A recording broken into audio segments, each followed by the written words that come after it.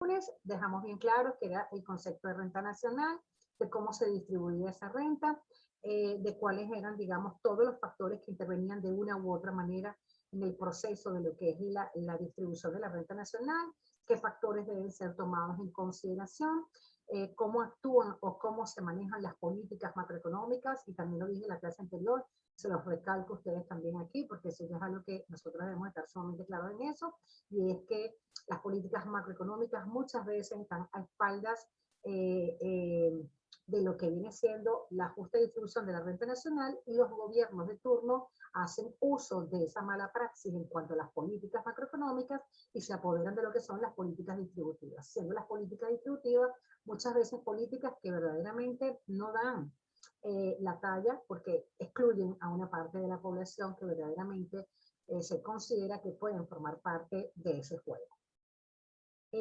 Por supuesto, hablamos del índice Gini, hablamos también de lo que es la curva de Lorenz, como herramientas que nos dan o nos facilitan en un momento determinado lo que viene siendo la distribución de la renta nacional. Y bueno, ahora nosotros, el índice Gini de nosotros nos dice que somos que estamos en cero, lo que cuando es cero hay una igualdad perfecta, y evidentemente era lo que también comentaba un poco en la clase anterior, que anteriormente existían muchísimos extractos sociales en la economía venezolana, porque los calificaban desde el punto de vista de clase media, clase alta, alta, clase alta media, clase alta baja, clase media alta, clase y así iban, ¿no?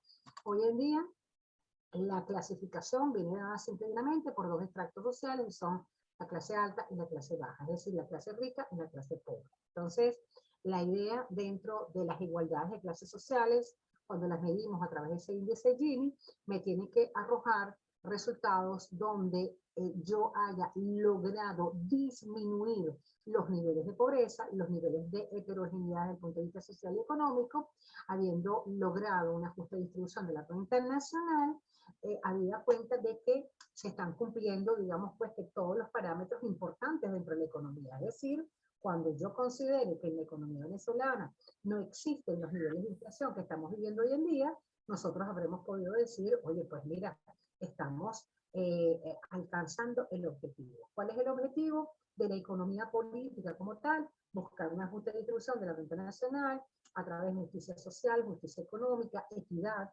de los factores de producción y, por supuesto, satisfacer las necesidades de los individuos dentro de una sociedad. Entre ellas, uno de los elementos más importantes es combatir los procesos o el flagelo de lo que es la inflación. ¿Por qué? Bueno, porque la inflación es el elemento que más se va a comer el poder adquisitivo de las personas y va a deteriorar la calidad de vida de las personas. ¿Ok?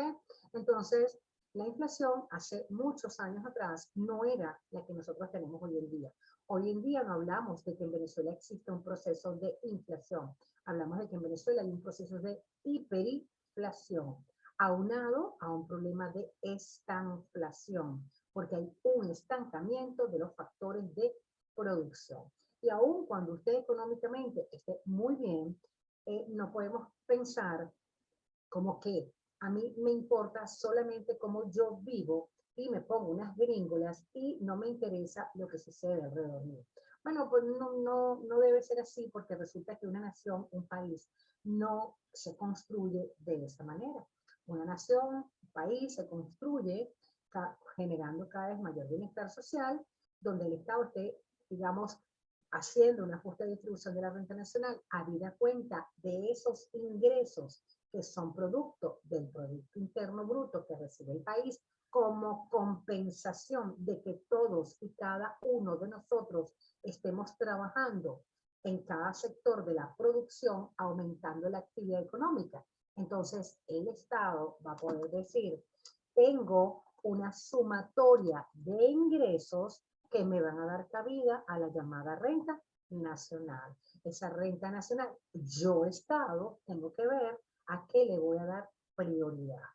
Educación y salud son los elementos más importantes. Entonces, ¿cuánto destino a la educación? ¿Cuánto destino a la salud? ¿Cuánto destino a la vivienda? ¿Cuánto destino a la recreación? ¿Cuánto destino a cada uno de los servicios públicos del país? ¿Cuánto destino a la vialidad? ¿Cuánto destino al alumbrado? ¿Cuánto destino a cualquier otro tipo de planes sociales que tenga el Estado. Eso depende de los gobiernos que tengamos. Es por ello, pues, que esta materia de economía política, conjugar materia económica con materia política, tiene pues que ver con que el Estado, que es un gran, digamos, pater familia, se va a tener que abocar a esa justa distribución de la renta nacional y, por supuesto, debe velar para que haya transparencia en el uso de esos recursos. De lo contrario, nos vamos a encontrar con lo que hoy en día tenemos como resultado, una digamos, inequidad y un proceso de heterogeneidad desde el punto de vista social y económico sumamente elevado. Problemas, pues, de desempleo, problemas de inflación, problemas de poca diversificación o prácticamente nula diversificación del aparato productivo, no hay desarrollo de ventajas comparativas, no se incentiva el aparato productivo, no hay economías de escala, hay una anarquía total de producción, es decir, un desorden de la producción sin tomar en consideración las condiciones del mercado. No hay un modelo de desarrollo económico anclado en la sustitución de importaciones por la promoción de exportaciones. Y evidentemente no lo hay. ¿Por qué? No hay un incentivo a que haya una diversificación en el aparato productivo.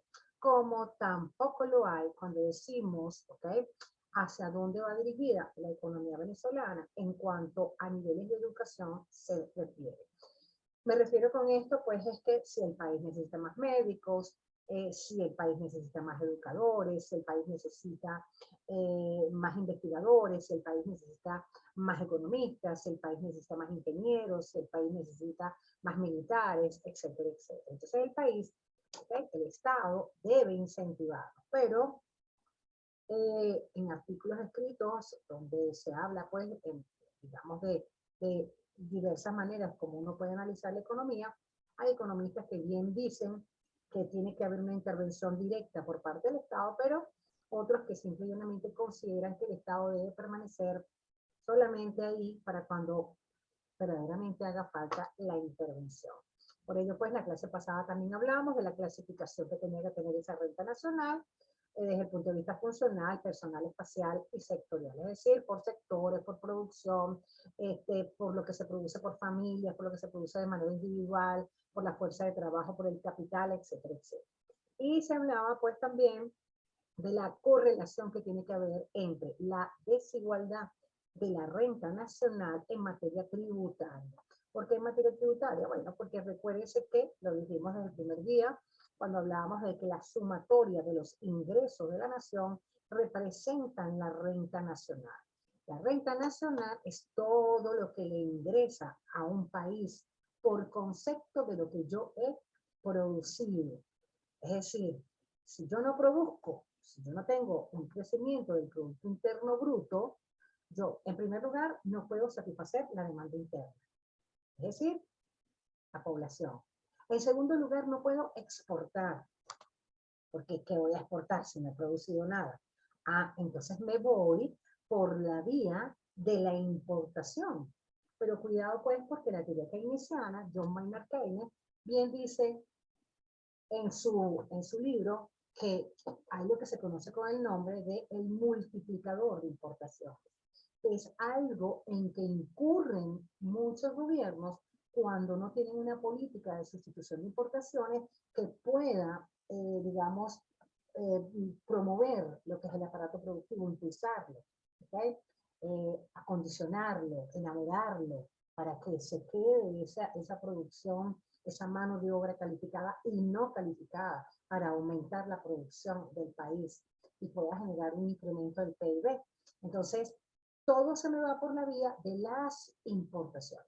Quizás, esa es una canción, quizás anteriormente se decía, todo lo que entraba por concepto de las exportaciones petroleras se me fugaba por la vía de las importaciones. Bueno, la pregunta de las 40.000 lochas que estábamos haciendo el papel de tontos, porque definitivamente no estábamos dejando nada internamente dentro del país, sino que estábamos permitiendo que se fugaran por la vía de las importaciones. Lo mismo pasa hoy en día, si tenemos un desequilibrio en balanzas de pago, porque es más lo que importamos que lo que nosotros exportamos, que estamos haciendo nosotros. Entonces, esa renta nacional que hoy en día está sumamente requebrajada, golpeada, aminorada, porque hemos tenido un impacto de los ingresos petroleros. Había cuenta, primero, que no tenemos la producción suficiente. Si producimos 400 o 600 mil barriles diarios, anteriormente se producían 2.5 millones de barriles diarios de petróleo, y vivíamos también de otros tipos de factores coyunturales, como eran las guerras que sucedían en otros países, los cambios climáticos, que de repente los inviernos se hacían mucho más grandes. Eso hacía pues que la demanda se disparara y Venezuela pues tuviese mayores ventajas comparativas en relación a eso. Entonces, por un lado, no producíamos más nada, pero teníamos ventajas comparativas por otro lado.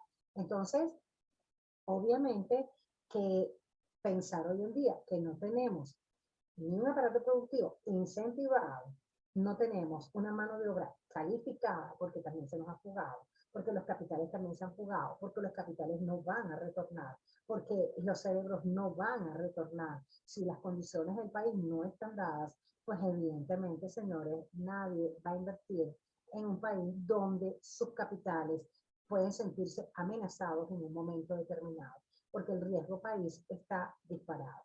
Hay un proceso que se llama el proceso de incertidumbre, que también lo vimos en clase pasada, que a pesar de todo, siempre economistas como Frank Nice hablaba pues de lo que era invertir, correr un riesgo en procesos de incertidumbre, porque el que no invierte ni gana ni pierde, y yo me puedo, digamos pues, entrar a ese proceso. Y también está muy relacionado como cuando decimos, en épocas de crisis los ricos se vuelven millonarios, y a esa frase, que es muy cierta porque estamos en una crisis, y usted dice, bueno, mira, si todo el mundo se está muriendo y bueno, lo que más hay es muertos, yo me voy para la funeraria, vendo pañuelos y vendo café y vendo cigarros y bueno, mira, me volveré millonario porque le estoy sacando provecho a la crisis.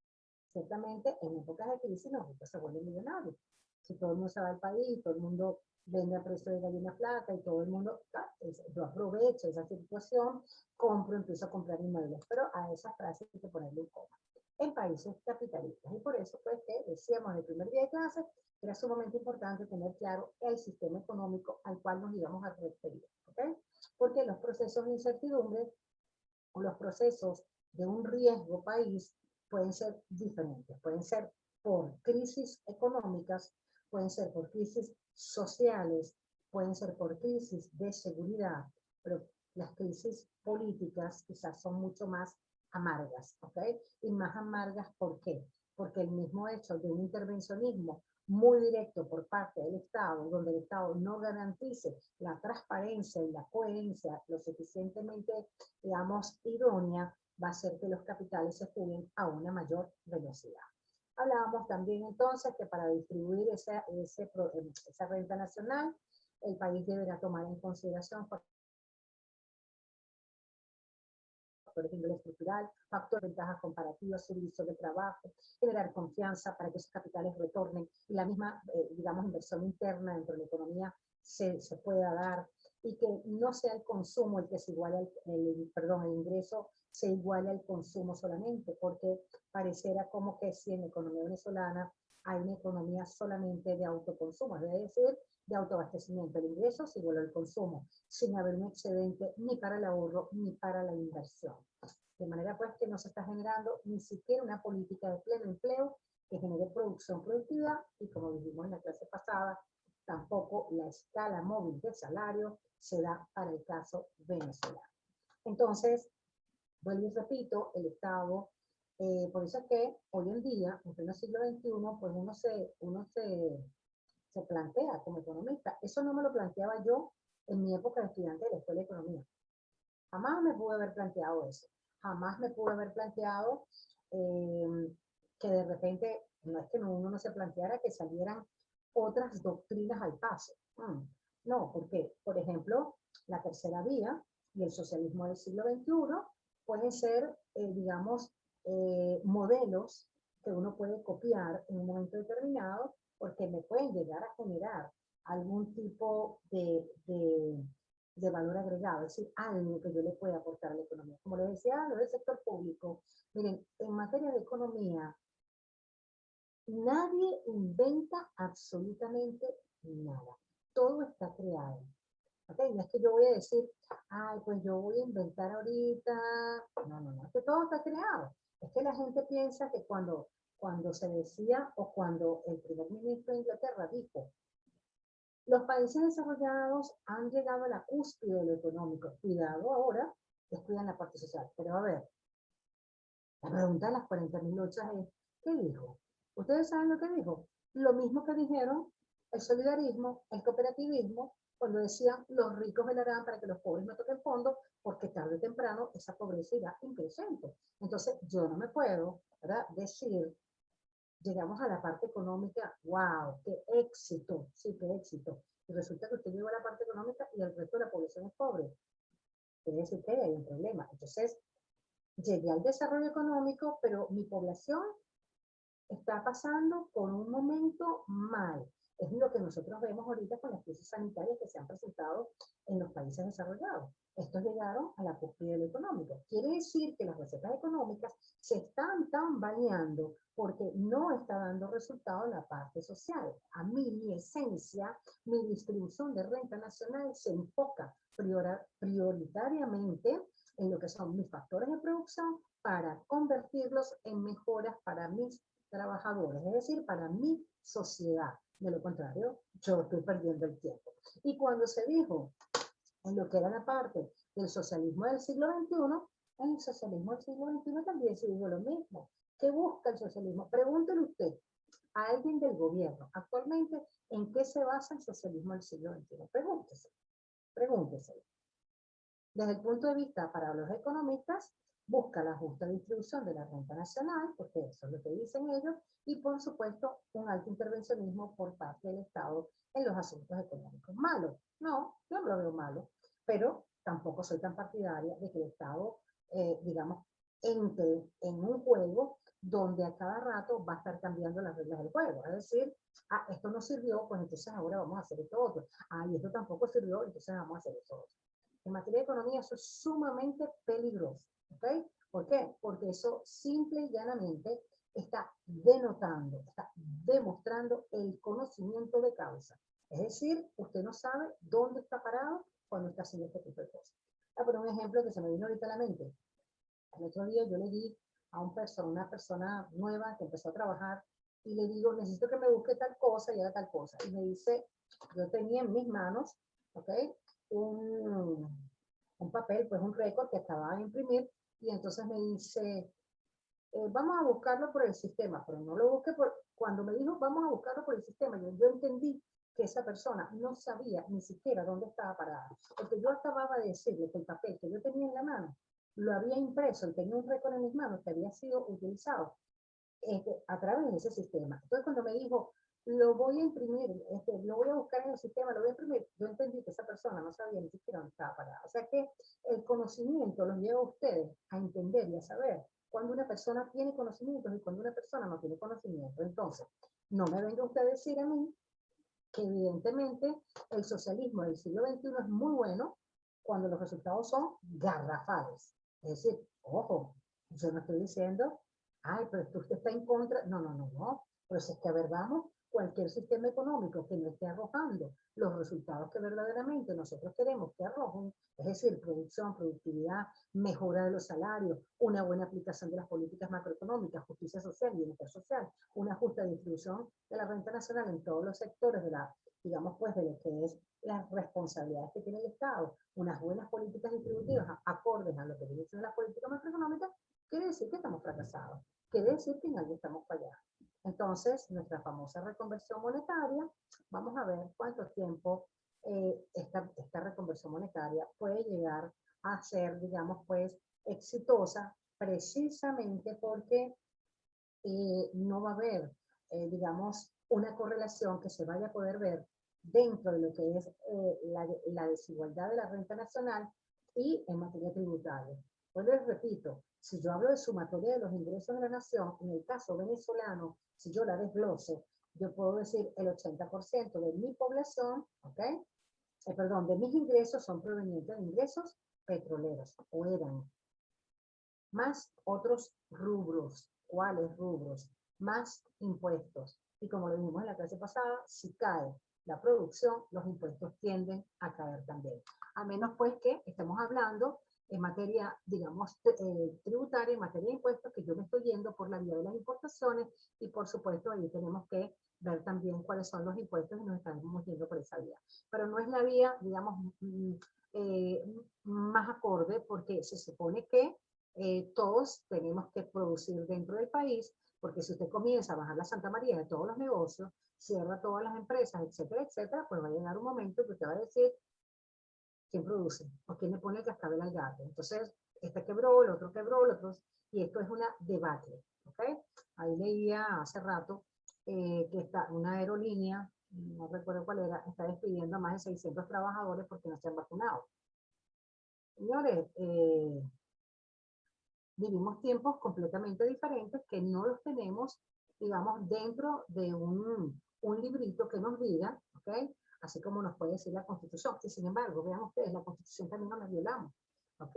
¿Y por qué nos violamos la Constitución? Bueno, nos violamos la Constitución porque la Constitución dice que la moneda de curso legal en Venezuela es el bolívar. Y sin embargo, eso no es lo que está sucediendo. O sea, pues que puede estar escrito, y en materia económica puede estar escrito. Sin embargo, estos cisnes negros que pueden aparecer en momentos determinados cambian el rumbo de la economía. Y ahí es donde nosotros tenemos que nuevamente retroceder y ver qué es lo que nosotros podemos aplicar para no caer, digamos, pues en una línea de staff completamente profunda, que va a ser mucho más difícil para que la economía se pueda recuperar. Entonces, por supuesto, aquí hablamos también en la clase pasada, lo que viene siendo el objetivo común que debe tener todos los países, ya lo hemos dicho 1000 veces en clase, el objetivo fundamental que debe tener el Estado siempre va a ser velar por los intereses de toda una población, y veíamos también en la clase pasada la distribución en cuanto a la renta nacional, al situado constitucional, la mala gestión pública, cómo puede traer graves consecuencias y distorsionar por completo las economías, y por supuesto eso tarde o temprano termina pasando facturas, lo que sucedió en el hospital de Bruselas, lo que está sucediendo con el gobierno de Sánchez en España y muchos otros gobiernos que muchas veces están a espaldas de lo que es la gestión como tal para generar o garantizar la mayor eficiencia en cuanto a la distribución de los beneficios que recibe el Estado, porque el Estado es quien los recibe, pero el Estado tiene la obligación de devolverlos nuevamente. ¿A través de qué? A través de todos los elementos que hemos hablado en clases pasadas y lo que hemos hablado ahorita: seguridad, salud, educación, etcétera, etcétera. Entonces, por último, llegábamos aquí y decíamos que una caída muy abrupta de un solo sector de la producción, tal es el caso de la economía venezolana como fue el sector petrolero. Imagínense ustedes la consecuencia tan negativa que trajo esto para la economía venezolana, que no estaba preparada, no estaba preparada para la pandemia, pero tampoco estaba preparada previamente para lo que le tocó vivir a Venezuela ante una caída inminente de los precios del barril de petróleo. Porque no estábamos preparados, porque ni hemos diversificado el aparato productivo, ni nos hemos dedicado a maquilas, ni hemos utilizado otro tipo de tratados de comercio, ni hemos realizado tipos de tratados de intercambios comerciales y tratados desde otro punto de vista, pero no tenemos los resultados que tenemos que tener. ¿Y cómo sabe usted que no tenemos los resultados que tenemos que tener? Muy fácil. Los economistas, se los dije también desde el sector público, los economistas no somos personas que trabajamos por ensayo y error. Trabajamos con números, y nosotros cuando leemos algo, así como el médico ve una placa de tórax y ve la placa de tórax y dice: usted tiene COVID. No, pero es que no me ha hecho la ferritina, ni me ha hecho el dinero D, ni me ha hecho... No, no, no, usted tiene COVID, que ya está, ya yo lo estoy viendo. Okay, ya lo estoy viendo aquí en esta placa. Ojo. Hay gente que tiene disparado y las placas de los pulmones perfectas, pero ese criterio, ese análisis lo hace un médico, no lo hace una persona común y corriente. Los economistas, cuando nosotros vemos y tenemos en nuestras manos unos valores o unas variables macroeconómicas, en este caso estos valores de PIB, desempleo, inflación, políticas de pleno empleo, producción, productividad, etcétera, etcétera, yo tengo los resultados en mis manos, los números en mis manos, yo le hago la proyección inmediatamente y le estoy diciendo de qué, o sea, de qué adolece esa economía, cómo, por qué está enferma, ¿ok? Y, o sea, porque los síntomas los tengo ahí. Entonces, si yo tuviese que hacer en estos momentos un análisis, un cuadro, analizando todas las economías de América Latina, tomando en consideración políticas macroeconómicas, es decir, políticas monetarias, políticas bancarias, políticas fiscales, crediticias, etcétera, políticas de empleo, inflación, desempleo, aumento de sueldo y salario por vía de decreto, políticas distributivas, y hago un paneo de lo que es las economías de América Latina, incluyendo Venezuela, señores, bueno, el último que apague la luz. Porque vuelvo y repito, hace 34 años el panorama era otro, y Venezuela, eso siempre, a veces ni lo toco, porque es que a veces se me olvida, ¿no? Porque es que hace 34 años cuando yo estudiaba, 34, 35 años cuando yo estudiaba, Venezuela ocupaba el tercer país en América Latina en crecimiento económico. Y hoy en día está ¿Venezuela dónde estará? Ah, está allá, por allá. Entonces, obviamente, no hay que ser muy inteligente, no hace falta tener mucha materia gris, pero este es para pensar, ¿ok? Este, úselo, porque se puede oxidar. O sea, obviamente, cuando usted me dice, pero hace 34 años estábamos en tercero. Sí, bueno, póngale cuarto, pues. Tercero, cuarto lugar. Y 35 años después, usted está, ay, ¿y qué pasó ahí? Bueno, claro, obviamente, ¿qué pasó ahí? Entonces, ya la película, ya usted se la sabe. Entonces, hay que hacer un análisis macroeconómico, y cuando hacemos los análisis, cuando ustedes vayan a hacer su tesis de grado, ¿verdad? Obviamente, si ustedes van a correr un programa, al correr el programa desde el punto de vista econométrico, esos números que ustedes van a leer ahí, ¿ok? Que los van a ver, tienen ese comportamiento porque hay una lectura desde el punto de vista macroeconómico.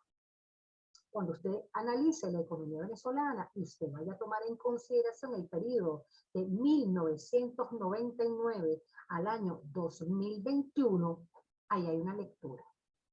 Y hay una lectura del año 1974 al año 1983. Y más aún, hay una lectura desde el año 1960 al año 1974. Entonces, cuando tenemos esas variables en nuestras manos y vemos el comportamiento del Producto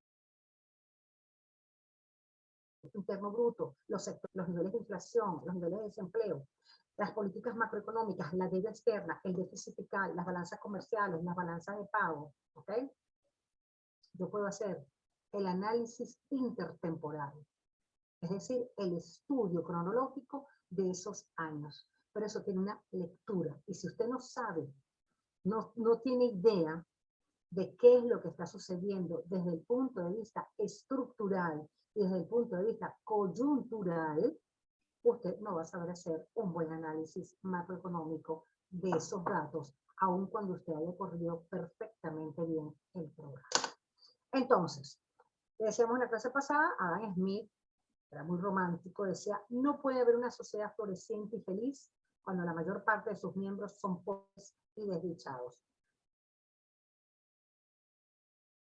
Tampoco había que ser muy inteligente. La Mediani que ponía en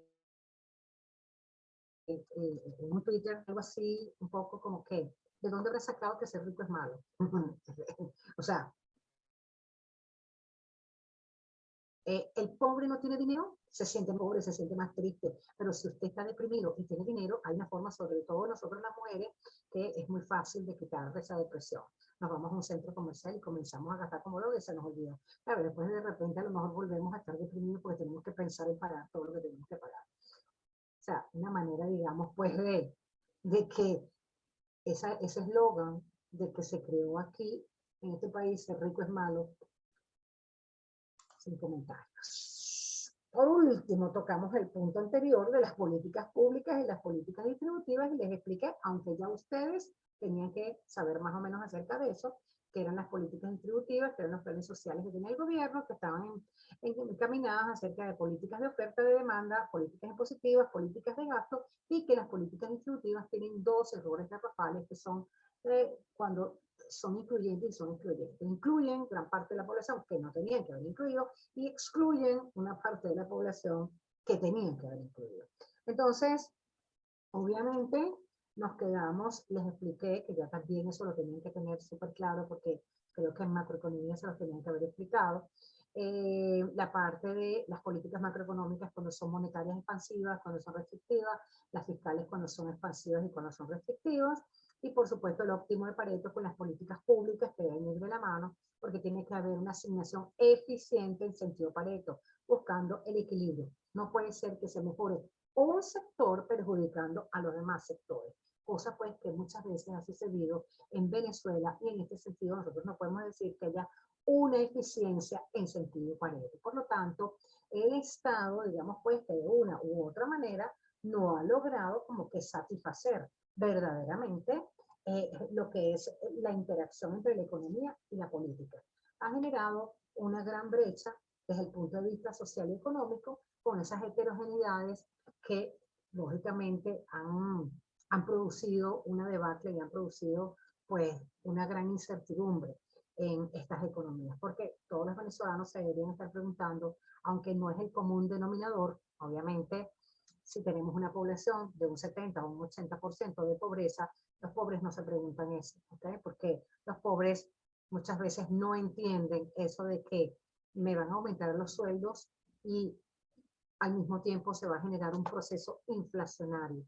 Ellos no lo entienden. Sin embargo, últimamente, si usted escucha muchas veces cuando la gente dice, eh, ¿para qué van a aumentar los sueldos si después se disparan todos los precios?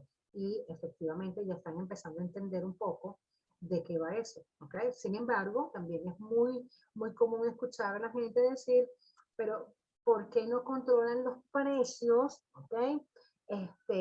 Y aumentan los sueldos. Eso no se puede hacer. ¿Okay?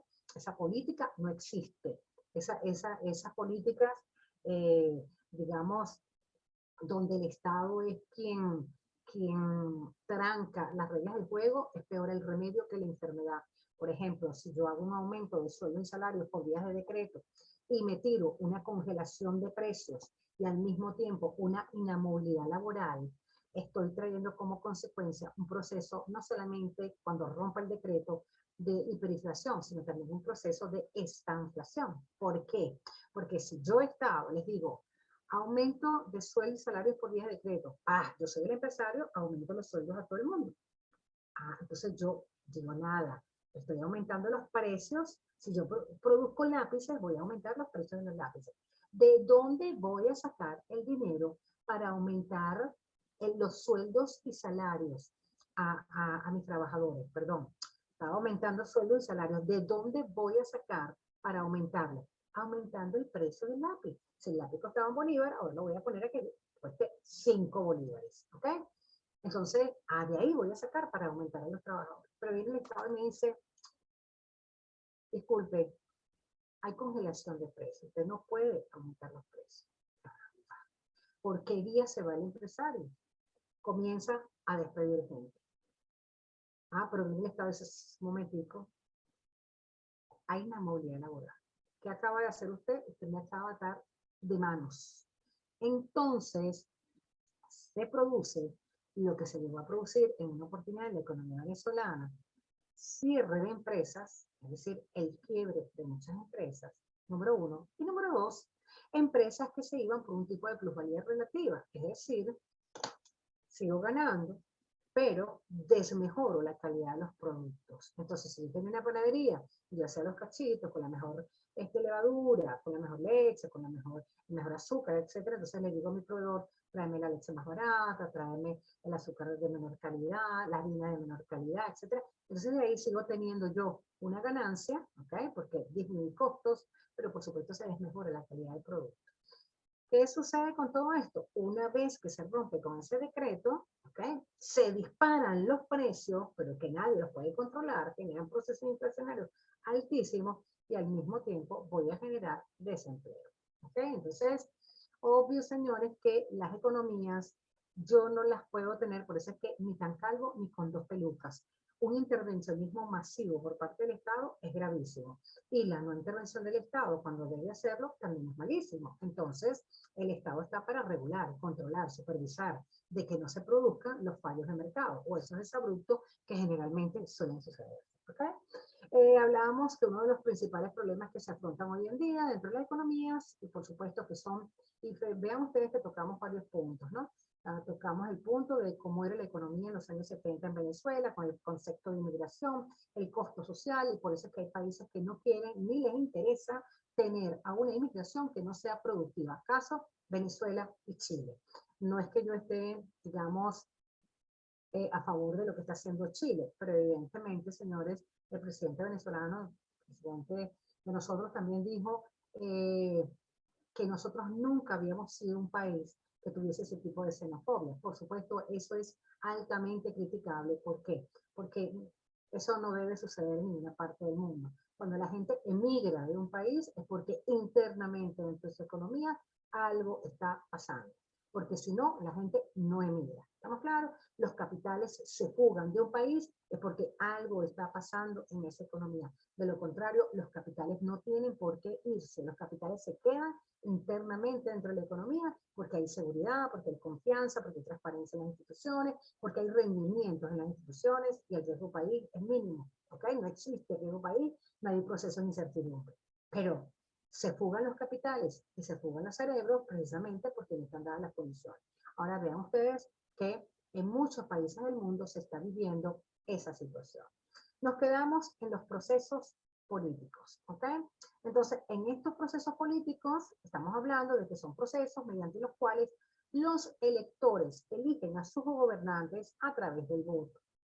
Estos van a ocupar cargos donde, por supuesto, la democracia es el elemento fundamental y que esa democracia tiene que llevar a que sea una democracia participativa, ¿ok? Entonces, en los procesos políticos electorales, nosotros tenemos que, yo tenía una parte aquí que tenía que ver con los procesos electorales, aquí está, ok. Esa parte tiene que ver con los procesos electorales. No cabe duda que la política económica es el argumento u objetivo fundamental que tiene el Estado para justificar la función reguladora y estabilizadora, fijando políticas impositivas, monetarias, cambiarias, ajustadas a las realidades del país, de manera de diseñar las reglas del juego y permitiendo que la economía pueda interactuar de una manera libre, es decir, con una economía de libre mercado. Eso se los acabo de explicar. La conexión, la conectividad que tiene que haber entre lo que es la parte de las políticas monetarias, crediticias, fiscales, bancarias, etc.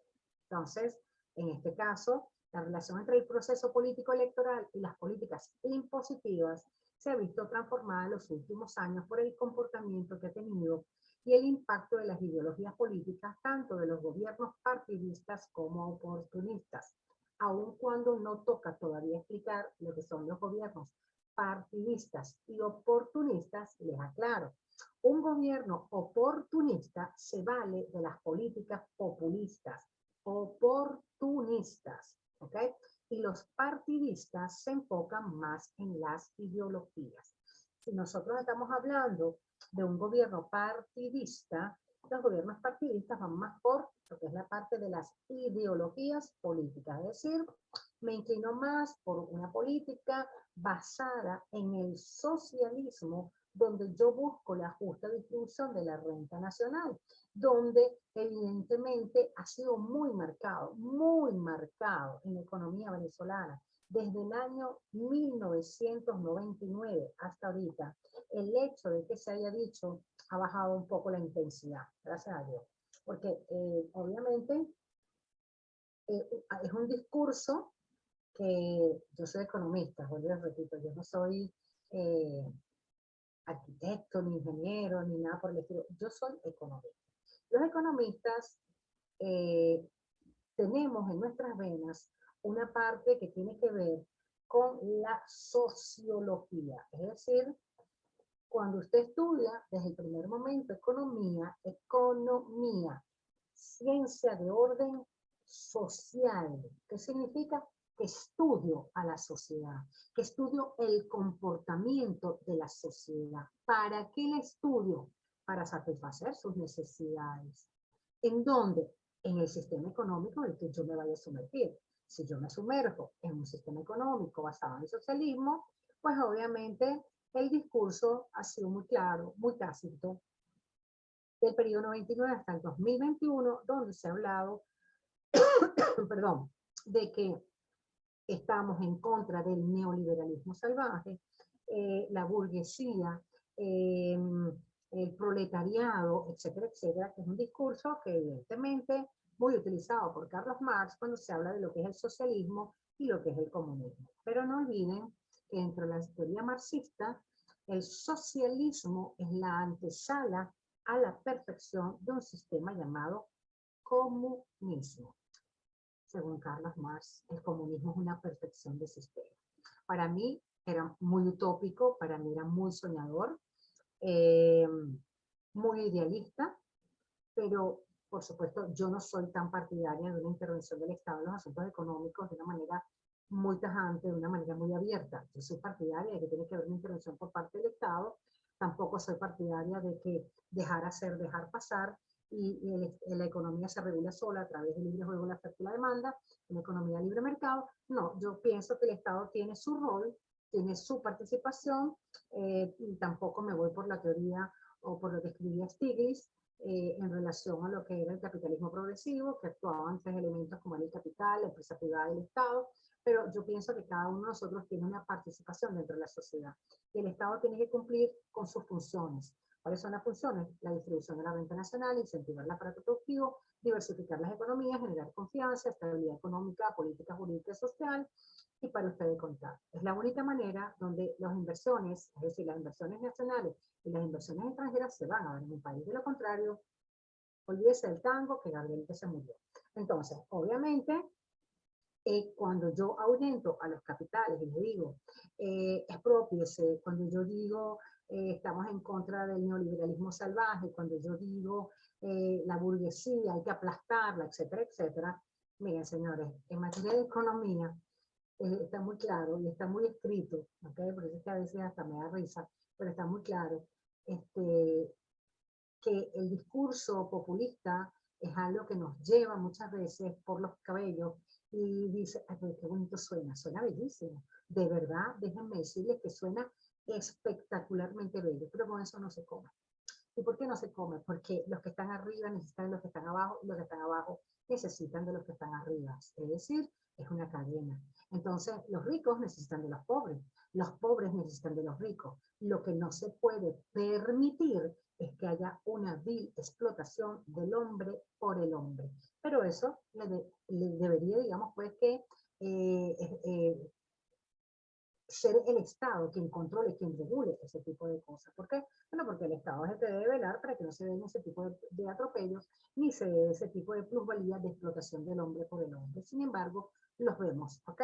Entonces, pero esa terminología de ser rico es malo, la explotación del hombre por el hombre, el obrero asalariado, el proletariado pisado, maltratado, dejado, ¿no es mejor darle una connotación diferente digamos, al plano del el que nosotros nos encontramos, donde regulemos, supervisemos, de que no haya una vil explotación del hombre por el hombre, de que haya una justa distribución de la renta nacional, que el Estado cumpla con su papel y rol de ente planificador en materia pues, de políticas distributivas y políticas macroeconómicas, generando toda la confianza de ir por haber.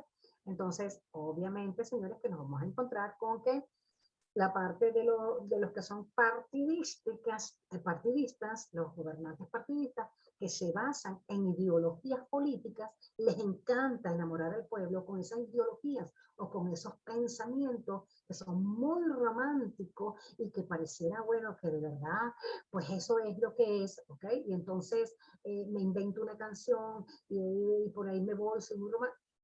Pero señores, lamentablemente, el hombre, yo para poder fortalecer esa función, tengo que fortalecer a la economía. Si yo no fortalezco a la economía, el hombre simple y llanamente va a desaparecer. Entonces, esos son los partidistas, mientras que los oportunistas se valen de las políticas populistas y una vez que llegan al poder se eternizan.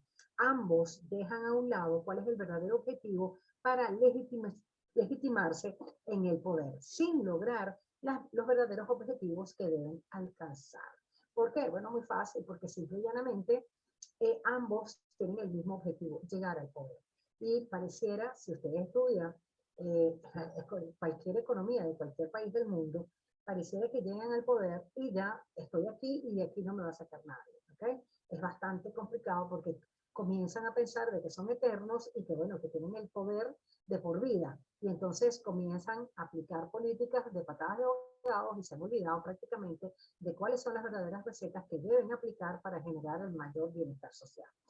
En materia impositiva se abre una gran brecha, se abre una gran brecha en la igualdad de las clases sociales, sin alcanzar que el gobierno pueda pretender una justa distribución en las políticas distributivas, políticas macroeconómicas y dejando a un lado las mejoras de los servicios públicos, tal como estábamos analizando en el caso de Bélgica y en el caso de España. Los gobiernos establecen políticas tributarias poco eficientes, lo que trae como consecuencia repercusiones en materia laboral. Obviamente, y viceversa. ¿Okay? ¿Por qué? Porque si hay una contracción del poder adquisitivo ante una caída del Producto Interno Bruto, se siente afectada todo lo que es la parte en materia laboral, porque no hay trabajo, se produce una economía informal y eso a su vez va a hacer que en el ciclo la parte tributaria, la parte impositiva se sienta reflejada por esta caída de lo que es la parte laboral. Entonces no va a haber un incremento de lo que es los tributos, de los impuestos, porque no hay una economía formal que vaya a generar producción, productividad. En esta parte nos dice, de ahí la relación político-electoral. Si la economía no ha logrado equilibrarse, la parte electoral hará su trabajo. ¿Cómo lo hace? Pues cada vez que la economía está mal, vienen los partidos políticos y entonces comienzan a ofrecer cosas que muchas veces no pueden cumplir y comienzan a decir, bueno, en estas épocas que son, comienzan bueno, a invertir en alumbrado, en carreteras, en escuelas, en ponerlo todo bonito, no tocan nada que vaya a afectar a la economía, comienza todo a funcionar de maravilla y una vez que ganan las elecciones, comienza entonces la contracción del gasto público. Y es ahí donde ellos comienzan a decir, me dejaron un país endeudado, no tenemos dinero, tenemos entonces que afrontar el problema, miren la deuda externa que tenemos, ¿cómo hacemos para arreglar esto? Entonces comienzan con que no tienen dinero y de qué manera pueden ellos entonces reactivar a la economía. Los sistemas electorales y los partidos políticos, los sistemas electorales y los partidos políticos, dos ingredientes fundamentales para la democracia. Tiene que haber sistemas electorales y los partidos políticos también, pero esto me hace recordar lo que sucedía en la época de Mussolini, que Mussolini decía que él había creado su propia resistencia, es decir, había creado su propia oposición. De manera pues que un ratico yo, un ratico tú. Los dejaba patanear un ratico, ¿okay? Hacía como que si los metía presos, no sé qué más y tal y cual, les daba ciertos beneficios, los volvía a soltar y así íbamos, pero nada que los llevara a consecuencias mayores. Y por supuesto se seguía perpetuando. Estos dos elementos fundamentales para la democracia, porque evidentemente tiene usted que demostrar al resto del mundo que somos un país democrático, con democracia representativa y participativa, pues por supuesto hace que esto garantice la confianza de las instituciones. Estos dos elementos que se palpan en América Latina, ¿okay? Se ven, pero también tienen dos elementos que están en contra de él, que son la volatilidad de las instituciones y la inestabilidad. ¿Okay? En otro sentido, en otra parte, tenemos pues que, vean ustedes la importancia de todo lo que estamos hablando, ¿no? Y ya lo vamos a ver en artículos donde se va a ver sobre todo en América Latina. La semana que viene los voy a ahondar, estos artículos que no me va a dar chance hoy, la volatilidad y la inestabilidad de los procesos electorales en América Latina son muchas veces muy profundos, ¿ok? Y no quiere decir que en instituciones de países desarrollados eso no se ve, también se da, ¿ok? Vean ustedes lo que sucedió en los Estados Unidos, ¿ok? Que hasta último momento decían que si no se habían contado todos los votos, que si había fraude, que si no había fraude, etcétera, etcétera. Entonces, esa volatilidad hace muchas veces que se pierda el equilibrio de las instituciones como tal. ¿Okay? Los procesos electorales, que son considerados la forma legal y pacífica en la que se discute en el terreno político las diferentes tendencias ideológicas, y por ello que las elecciones son un instrumento para escoger a los gobernantes mediante la participación ciudadana y la intervención de los partidos políticos, una de las principales características de esa sociedad democrática va a ser realizar elecciones libres. Digamos pues que eso es un requisito sine qua non dentro de los procesos electorales, que haya democracia. Para demostrar que somos un país democrático, lo demostramos a través de una representación, ¿okay? Digamos pues, donde se legitimice lo que viene siendo los poderes y por supuesto se garantice que debe ser representativa y participativa. Por eso es que en Venezuela ni en ningún país del mundo se aniquila lo que es la parte de la oposición. Porque si usted aniquila la oposición por completo, no la deja respirar un poquito, entonces van a decir que no existe una democracia representativa y participativa. Por eso es que hay que dejarlo. Entonces, oye, tengo que dejar a mi oposición, si es verdad, yo lo ataco, etcétera, etcétera. Ahorita bajo la intensidad, porque estamos en un proceso electoral, etcétera, etcétera, pero nuevamente otra vez cuando yo llegue al poder, pues entonces los vuelvo a atacar duramente. Y así nos va.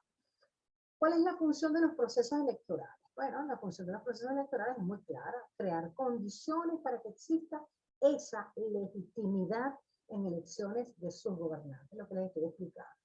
Si yo no estoy garantizando esa legitimidad, pues lógico, señores, que yo aniquilé la oposición. No existe oposición.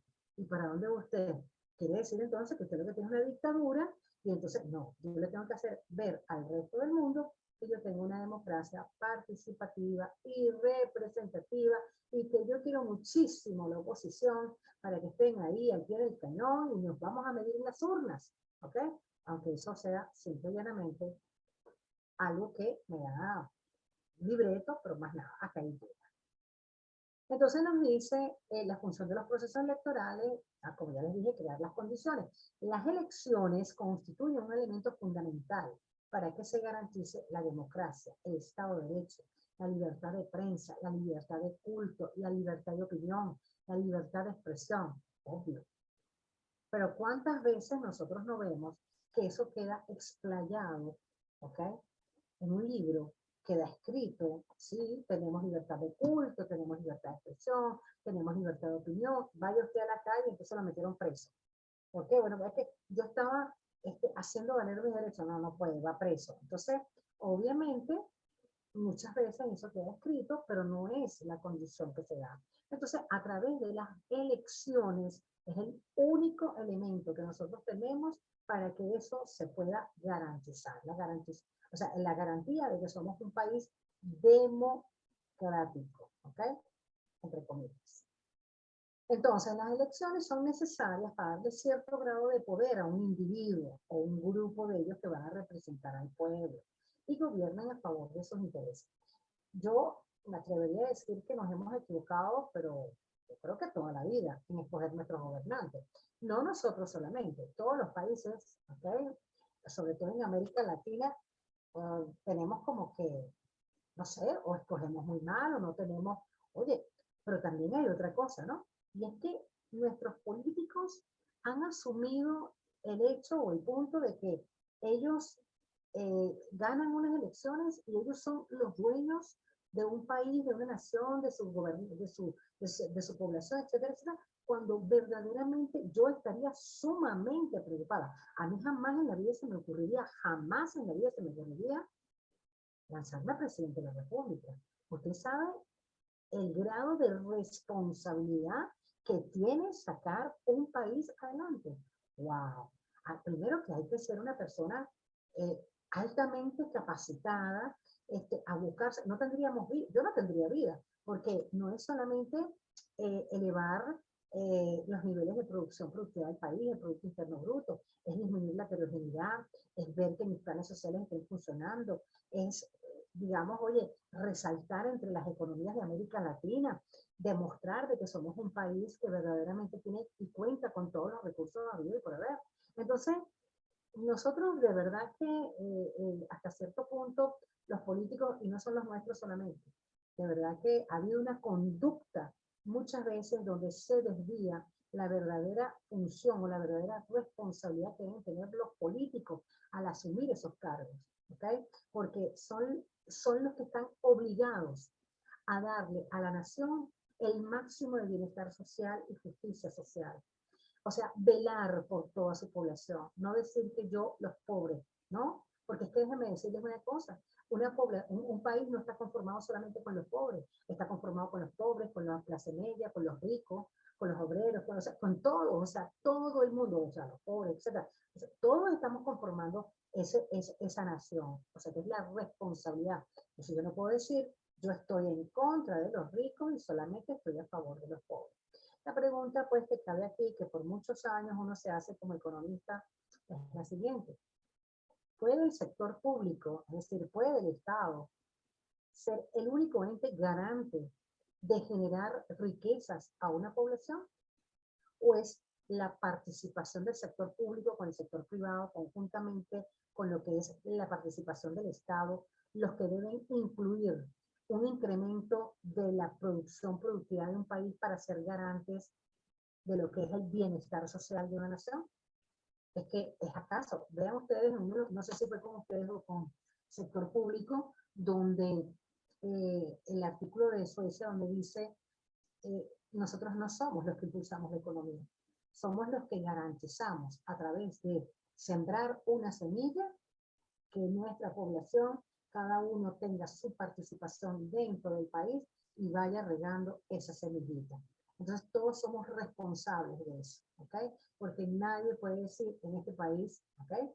De que nosotros no somos responsables de la pobreza. Somos responsables también de la pobreza, porque nosotros hemos sido copartícipes de todo lo que ha sucedido también en este país. A nadie le gusta ser un rancho. A nadie le gusta ser un rancho. Me refiero a un rancho desde el punto de vista, digamos, hipotético. O sea, me refiero a que si a usted ahorita se le cae un diente y usted se ve en el, ¡ay, qué horrible me veo! Sale usted corriendo y se va a ponerse un chicle. ¿Okay? Porque usted, ¡ay, qué horrible! Usted está despelucado, la barriga le llega aquí, tengo 3 meses en la playa. A nadie le gusta verse, ¡ay! No, siempre, oye, tenemos que estar arreglados, tenemos, pues parecemos un rancho. Bueno, aunque he visto rancho que está muy bien. Pero a nadie le gusta. ¿A quién le puede gustar ser pobre? A nadie. Ay, yo quiero ser pobre. Bueno, te quieres ser pobre por ideología. Usted dice, bueno, yo me desprendo de todas las cosas materiales y yo simplemente, bueno, eso puede pasar también. ¿Ok? Pero a nadie le gusta ser pobre. Entonces, a nadie le gusta verse escarranchado, a nadie le gusta verse no. Entonces, oye, que a nosotros nos gusta que por donde nosotros tengamos que pasar para nuestras casas o para cualquier sitio, estemos bordeados de pura pobreza, de pura basura, de puros ranchos. No, a nadie le puede gustar eso, señores. ¿Qué es lo que nos gusta? Oye, pues mira, qué bonito está todo, el alumbrado, las matas, no hay ranchos, no hay pobreza, todo el mundo vive bien. Eso es lo que nos debe gustar. ¿Quién logra eso? Bueno, lamentablemente, señores, lo logramos entre todos. El Estado no es el único ente generador de riqueza. Está el sector privado y el sector público. Y por supuesto el Estado, está arriba, debe incentivarlos para que este tipo de cosas se puedan dar dentro de la economía. Obviamente la teoría nos lleva a pensar pues en las elecciones, a pensar en los procesos y las funciones que tienen los procesos electorales y por supuesto que se tienen que crear todas las condiciones para que esto se pueda dar. No quiero ahondarme muchísimo en esto, trato muchas veces de no tocar lo que es la parte política, pero nosotros estamos ante las puertas de las próximas elecciones y ya ustedes saben cuál es el panorama ante este tipo de situación que nosotros estamos viviendo. Cada quien tiene su propia opinión, cada quien tiene su, no vamos a, por supuesto que, imagínense, si usted es un político que está muy bien posicionado en el país, o usted es de una persona que tiene muchísimo dinero en el país, pero el otro vive en un ranchito allá que tiene que subir y tarda 1 hora para subir en el ranchito, recuérdense que las clases pobres también están por extracto. El que vive en el último piso allá del ranchito, ese es el más pobre, porque el que está abajo, ese es el ITESCO, oye, está muy bien rankeado, es decir, está muy bien posicionado porque vive abajo. El que vive allá arriba, oye, usted viene y le dice, pues, ¿qué piensa usted de todo esto? ¿Usted va a votar? No, yo sí voy a votar porque tal vez, o a lo mejor usted dice, a mí ni me va ni me viene, a mí esto ni me interesa. O el otro dice, ah, bueno, porque mi papá es ministro, ¿cómo no voy a votar? Y además que voy a votar por el partido. O sea que cada quien va a tener su propia opinión. Y eso no se discute, eso no se... lo que pasa es que una opinión es la que yo pueda tener como persona y otra opinión es la que yo pueda tener como profesional. Desde el punto de vista profesional, lo lógico es que todos vayamos a unas urnas a elegir una persona que vaya a dirigir la nación, ¿ok? Y que todos estemos dispuestos a eso. Pero para que eso se dé, tienen que darse ciertas condiciones. ¿Cuáles son esas ciertas condiciones? Bueno, pues tiene que haber, digamos, que se garantice la legitimidad en esas elecciones y de que, por supuesto, de que no vaya a haber fraude, de que todo esté bien canalizado. Como les dije, las elecciones son necesarias para darle cierto grado de poder a un individuo o grupo de ellos que nos van a representar y que gobiernen a favor de los intereses de nosotros, no que lleven a la economía a una debacle o nos lleven al borde del precipicio y después nosotros estemos diciendo, pues, ¿qué hicimos? ¿Ok? Pero bueno, vuelvo y repito, no es solamente en nuestro país. Muchos países de América Latina están bajo esas condiciones y en Venezuela esto se ha dado, se repite nuevamente, ¿okay? Porque hemos tenido gobiernos muy populistas, gobiernos que se han ido más, digamos, pues por unas corrientes ideológicas o simple y llanamente se han ido más por las políticas populistas que han mermado o han, digamos, pues como que solapado lo que verdaderamente se tiene que hacer en un país para poder sacar esa economía adelante y que la economía entonces esté a los pies de la sociedad. La política es considerada como la esfera de las decisiones sociales. En las retóricas políticas se tocan temas de interés colectivo y todos los partidos políticos deben converger en los temas más importantes y examinar a profundidad qué ideologías y qué políticas económicas son las mejores para el país. Por supuesto, la política es quizás un arma de doble filo, porque la política no quiere decir que estemos hablando de política para decir, oye, pues la política, simplemente yo pertenezco a un partido político y una vez que llegué al poder, pues ya yo estoy posicionado aquí y oye, estoy muy bien y me olvido del pueblo o me olvido de la situación país, ¿no? La política debe ir de la mano de esas ideologías, de las políticas macroeconómicas, de las recetas económicas, de las políticas distributivas, etcétera, etcétera, para que puedan garantizar el mayor y el mejor bienestar. Otro de los últimos puntos que tiene este tema es la captura de rentas. Esto ya lo hemos visto un poquito en clase. La captura de rentas es la actividad más lucrativa que tiene la actividad económica de los países, cuyas instituciones son frágiles, poco eficientes y con escasos controles. La corrupción es uno de los factores que más sobresale. A través de ella se perciben altos porcentajes que no son el resultado de una actividad económica lícita. Lo hablamos en la clase pasada. Por lo tanto, deben existir suficientes controles, regulaciones, sanciones para que este tipo de delito no se dé. Uno de ellos, dentro de la administración pública, donde existen escasos recursos, funcionarios con salarios bajos, esto facilita de una manera privilegiada la captura de rentas de cualquier país. No solamente de nosotros, América Latina y el mundo entero, ¿okay? Siempre se ha visto reflejadas estas capturas de rentas. Y estas capturas de rentas, pues lógicamente son sumamente negativas para un país. Al ser tan negativas, nos encontramos pues que se genera un tipo de dinero inorgánico, generando mayores procesos de inflación y por supuesto no son resultados de una actividad económica lícita y eso por supuesto se da más que nada en ese tipo de economías donde no hay controles, economías muy frágiles. Por último, la distribución intertemporal. Esa distribución intertemporal es el estudio de las distintas distribuciones de la carga fiscal a nivel comparativo, ya sea a nivel geográfico, entre países o de forma intertemporal.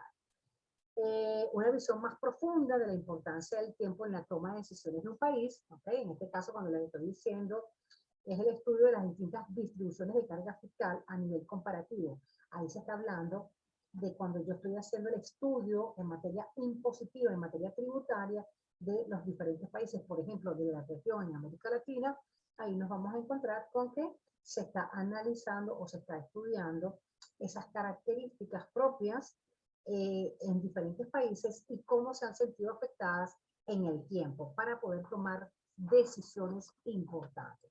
Lo mismo sucede si yo estuviese estudiando en estos momentos los niveles de pobreza del año 1974 hasta el año 2021. Yo tengo que hacer un estudio cronológico y tengo que ver los motivos por los cuales aumentó la pobreza desde el año 74 al año 2021. Como no sea, como me dijo en una oportunidad una persona, es que lo que sucedió aquí es que simple y llanamente aumentó la población, entonces aumentó la pobreza. Ni la población ni la pobreza tienen que ser consideradas, no son variables dependientes, es decir, aumenta la población, aumenta la pobreza, disminuye la población, disminuye la pobreza, no, simple y llanamente aumenta la población y tiene que contraerse la pobreza. Eso es tan sencillo como eso, ¿ok? Entonces, la distribución intertemporal del ingreso de la renta es catalogada como el comportamiento de dos variables durante un periodo aplicando un modelo econométrico que se estudia las posibles variables o factores que han incidido en ese comportamiento. Por medio de este mecanismo se identifican, se miden, se comparan los cambios en el bienestar social de una sociedad. Lo que les acabo de explicar. Yo hago un análisis, un estudio comparativo de la pobreza que había en el año 1974 en Venezuela y los niveles de pobreza ahorita. Y entonces yo digo, ¿por qué aumentó tanto la pobreza en Venezuela?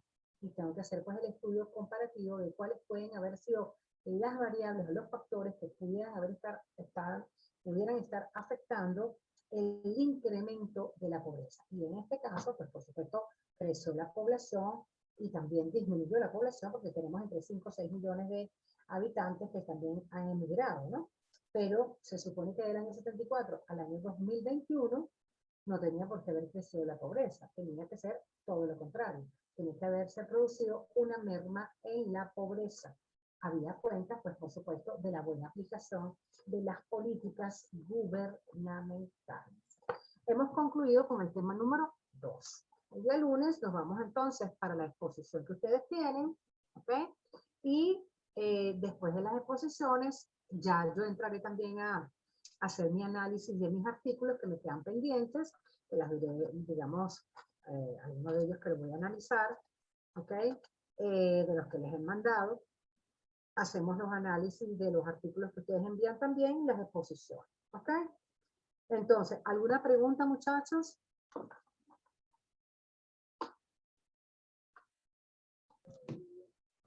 No, profe, en verdad. Todo bien. Ok, voy a pasar la asistencia en el día de hoy, ¿ok? Entonces, yo paso asistencia cuando ya tengo menos gente. Entonces, paso la asistencia. Alejandro Álvarez. Presente, profe. Aquí está Alejandro. Alejandro, también estás en Economía del Sector Público. Sí, profe. Tengo un bloque largo con usted. No te aburres. No, profe, no. Normal. Julio Bello. ¿Cómo está Julio? Eso es algo que yo no lo he dicho, creo que se lo dije a alguien, no sé si fue del sector público o de economía política, en unas clases empezando, que todavía no se había conectado mucha gente, pero lo voy a decir ahora, que no tengo tanta gente. Pero aquellos que hayan tenido, cuando yo pase asistencia, eso no quiere decir que yo pase asistencia todo el tiempo, no, yo no paso asistencia todo el tiempo, pero cuando yo pase asistencia y ustedes tengan, yo tenga 4, 5, 6 asistencias que haya tomado en el trimestre y existe una persona que tenga todas las asistencias, al final yo le doy un punto a esa persona porque ha tenido todas las asistencias. Si le falta una sola asistencia, no le doy ningún punto, pero no les estoy quitando nada tampoco, ¿ok? Blanco Moisés, ¿no está? Ok. Nicolás. Presente, profe. Después Nicolás le toca también por asistente. Cordero Génesis. ¿No está? De Maderos Ricardo. Aquí, profe, presente. No, aquí está. Por favor, dígame presente para hacerlo más Presente, rápido. profe. Sí, es que me estás desmuteando. Okay. Iker Echeverría. España María. Presente, profe. Ok. España María. Hoy es 29, anótenlo, ¿ok? 29, ok. Ferreira Carlos.